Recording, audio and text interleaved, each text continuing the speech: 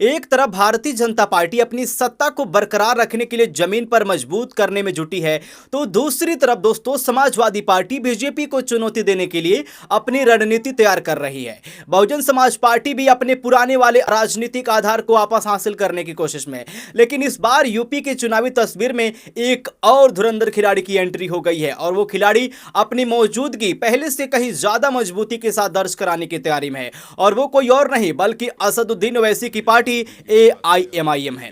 ओवैसी साहब तो देखने को मिल रहा है लगातार उत्तर प्रदेश में सक्रिय नजर आ रहे हैं, रैलियां हो रही हैं, संगठन को मजबूत करने की कोशिश चल रही है और अब इसी बीच उन्होंने समाजवादी पार्टी के सामने गठबंधन का प्रस्ताव रखकर सियासी हलचल और बढ़ा दिया है। ओवैसी का कहना है कि बीजेपी को सत्ता से दूर रखने के लिए विपक्ष को साथ आना चाहिए, लेकिन क्या अखिलेश यादव इस ऑफर को स्वीकार करेंगे कभी? अगर सपा और एआईएमआईएम साथ आते हैं तो किन इलाकों में समीकरण बदल सकते हैं और अगर बात नहीं बनी तो क्या ओवैसी अकेले चुनाव लड़कर अपनी ताकत आजमाएंगे? इतना ही नहीं दोस्तों, एआईएमआईएम युवा चेहरों को मैदान में उतारकर इस बार यूपी में अपनी नई राजनीतिक जमीन तैयार करने की तैयारी में है।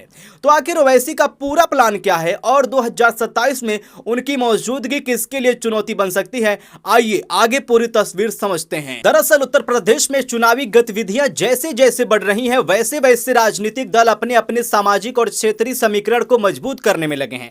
बीजेपी अपने संगठन और सरकार की योजनाओं के जरिए जनता तक पहुंच बढ़ाने की कोशिश कर रही है। समाजवादी पार्टी विपक्ष की सबसे बड़ी ताकत के तौर पर अपने आधार को मजबूत करने में जुटी है।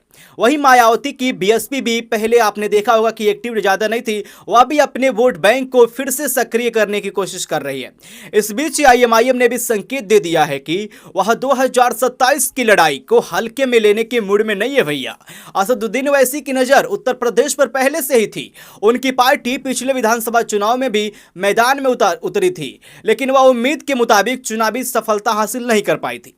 लेकिन अब की बार जो है ना, ओवैसी साहब अपना प्लान कुछ अलग तरह से रखे हुए हैं। ओवैसी का फोकस सिर्फ चुनाव लड़ने पर नहीं बल्कि पार्टी का संगठन मजबूत करने और अपने प्रभाव वाले इलाकों में राजनीतिक मौजूदगी बढ़ाने पर दिखाई दे रहे हैं। जैसा कि आपने बिहार में भी देखा कि वो किस प्रकार से जहां पे जो क्षेत्र मुस्लिम बाहुल्य इलाका है वहां पर उसने अपनी मौजूदगी को बरकरार रखने की कोशिश की है।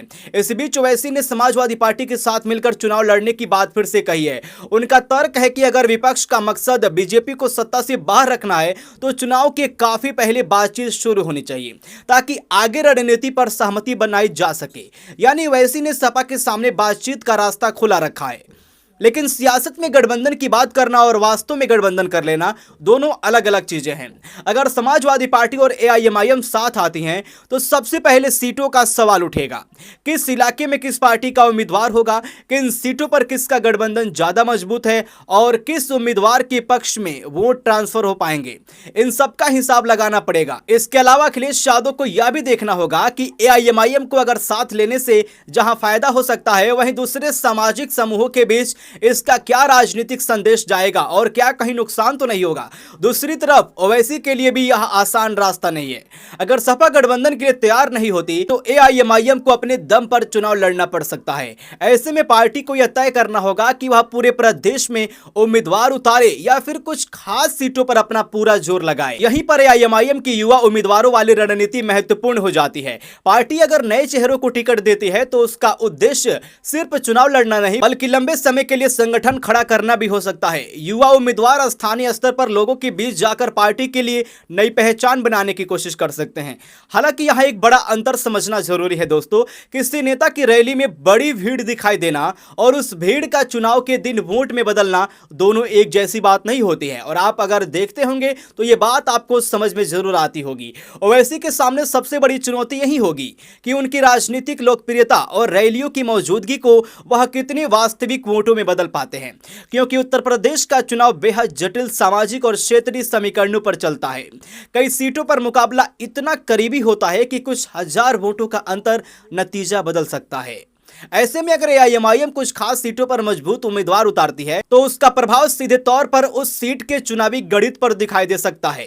यही वजह है कि ओवैसी का सपा को दिया गया गठबंधन प्रस्ताव सिर्फ एक सामान्य राजनीतिक बयान नहीं माना जा रहा है। इसके पीछे 2027 की तैयारी और यूपी में अपनी पार्टी के लिए जगह बनाने की कोशिश भी दिखाई देती है।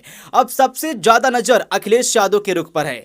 अगर समाजवादी पार्टी बातचीत के लिए आगे आती है तो दोनों दलों के बीच सीटों और रणनीति को लेकर चर्चा शुरू हो सकती है। लेकिन अगर सपा इस प्रस्ताव को ठुकराती है तो फिर एआईएमआईएम को अपनी अलग रणनीति के साथ मैदान में उतरना होगा। और उस स्थिति में असली सवाल यह भी होगा कि वैसे किन सीटों को चुनते हैं, किन चेहरों को मैदान में उतारते हैं और वहां उनकी पार्टी कितना संगठन खड़ा कर पाती है। यानी फिलहाल यूपी की सियासत में तस्वीर पूरी तरह साफ नहीं है, लेकिन एक बात दोस्तों जरूर साफ हो चुकी है, 2027 के चुनाव में एआईएमआईएम खुद को सिर्फ एक छोटी राजनीतिक मौजूदगी तक सीमित रखने की मूड में नहीं है। ओवैसी एक तरफ गठबंधन की संभावना का रास्ता खुला रखे हैं तो दूसरी तरफ अपनी पार्टी के संगठन को मजबूत करने की तैयारी भी कर रहे हैं। अब आने वाले समय में अखिलेश यादव का फैसला इस कहानी की दिशा तय कर सकता है। अगर दोनों के बीच बात बनती है तो विपक्षी राजनीति में नया समीकरण दिखाई देगा, लेकिन ये अभी कंफर्म नहीं है कहना कि अखिलेश यादव इस प्रपोजल को स्वीकार करेंगे या भी नहीं। अगर बात नहीं बनती तो वैसे की अलग रणनीति कुछ सीटों पर मुकाबले को दिलचस्प बना सकती है।